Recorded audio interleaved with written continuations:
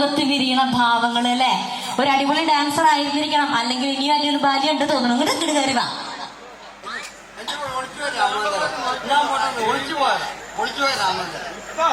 രാമേന്ദ്രന്റെ രവിചന്ദ്രനെ കൊണ്ട് ഞാനിവിടെ കണ്ട വഴി ഓടേണ്ട അവസ്ഥയാണെന്ന് തോന്നണേ.